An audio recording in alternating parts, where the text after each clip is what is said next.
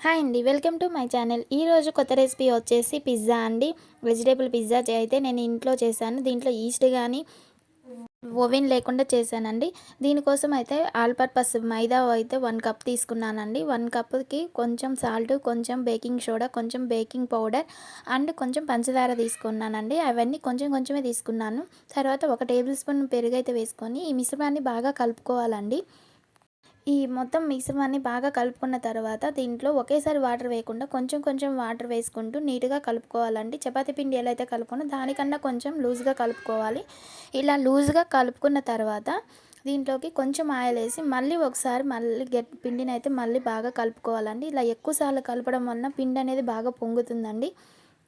దీన్నైతే మళ్ళీ ఇంకొంచెం oil apply చేసి దీని మీద తడి క్లాత్ కానీ లేదా ఒక కవర్‌తో కానీ లేదా మూతతో కానీ కప్పేసి ఒక 1 ఆర్ 2 అవర్స్ అయితే పక్కకు పెట్టుకోవాలండి. 1 ఆర్ 2 అవర్స్ తర్వాత పిండి చూడండి చాలా అంటే చాలా మృదువుగా పొంగింది. దీంట్లో ఎయిర్ బబుల్స్ అనేవి కూడా బాగా వచ్చేసినాయి. మనం ఈస్ట్ వాడితే ఎలా అయితే పిండి పొంగుతదో అలా అయితే వచ్చిందండి. దీన్ని మంచిగా రోల్ చేసుకొని ముందుగా ప్లేట్‌కి ఆయిల్ అప్లై చేసుకొని ఇలా ఈవెన్‌గా స్ప్రెడ్ చేసుకోవాలండి. ఈవెన్‌గా స్ప్రెడ్ చేసుకున్న తర్వాత ఫోర్క్ స్పూన్ ఉంటది కదండీ! దాంతో హోల్స్ పెట్టుకోండి. ఇలా హోల్స్ పెట్టుకోవడం వలన మనకైతే ఇది పొంగకుండా మంచిగా ఉంటుందండి. లేదంటే పొంగి ఖరాబ్ అయిపోతది. ఆ తర్వాత పిజ్జా సాస్‌ని తీసుకొని ఇలా ఈవెన్‌గా స్ప్రెడ్ చేసుకోవాలండి. పిజ్జా సాస్ లేని వాళ్ళైతే tomato sauce and red chilli sauce 2 combine చేసుకొనైనా ఏసుకోవచ్చు. తర్వాత ఇక్కడ నేనైతే వెజిటబుల్స్ ఆనియన్స్ తీసుకున్నానండి. ఆ తర్వాత కొంచెం క్యాప్సికమ్, నేను గ్రీన్ క్యాప్సికమ్ ఒక్కటే తీసుకున్నాను. మీకు కుదిరితే క్యాప్సికమ్ గ్రీన్ గానీ, రెడ్ కానీ, యెల్లో గానీ మీకు ఏది కుదిరితే అది తీసుకోవచ్చండి. తర్వాత కొంచెం టమాటా ముక్కలు కూడా వేసుకున్నానండి దీంట్లో నేను. టమాటా ముక్కలను కూడా ఇలానే సేమ్ అదే సైజులోనే కట్ చేసుకొని ఇలా టమాటా ముక్కలు కూడా ఈవెన్‌గా స్ప్రెడ్ చేశానండి. టమాటా ముక్కలు వేసిన తర్వాత మీ దగ్గర ఇంకేమైనా కూరగాయలు మీరు వేసుకోవాలనుకుంటే వెజిటబుల్స్ వేసుకోండి. లేనివంటే ఏం అవసరం లేదండి. ఆ తర్వాత నేను ఇక్కడైతే స్వీట్ కార్న్స్ వాడాను. మీ దగ్గర ఇవి లేకపోతే వేరేవేయైనా ఏసుకోవచ్చండి. నేను స్వీట్ కార్న్స్ వేసిన తర్వాత చీజ్ అయితే వేస్తున్నానండి. మొజెల్లా చీజ్ ఇది.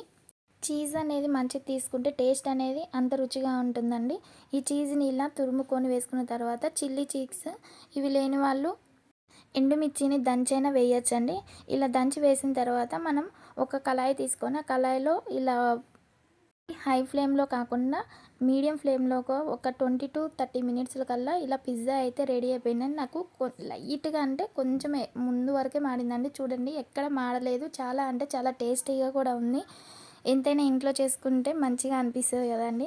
నేనైతే ఇది ఫస్ట్ టైం పిజ్జా ట్రై చేశాను. నాకు పర్ఫెక్ట్‌గా వచ్చింది.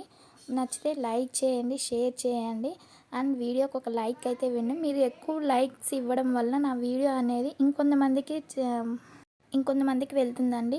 లాస్ట్‌లో ఇలా పిజ్జాలో సాస్ వేసేసుకొని తింటే అంతే అండి. వెరీ టేస్టీ పిజ్జా అయితే రెడీ అయిపోయిందండి. ఇక్కడ చీజ్ కూడా మరీ ఎక్కువ వేయలేదండి. లైట్‌గానే వేశాను. సో, చాలా అంటే చాలా బాగుంది. చూడండి లోపల కూడా మంచిగా ఉడికిందండి. మరి పిండి పిండిగా కూడా లేదు. బాగా బ్రెడ్ ఎలా ఉంటదో అలా ఉడికిందండి.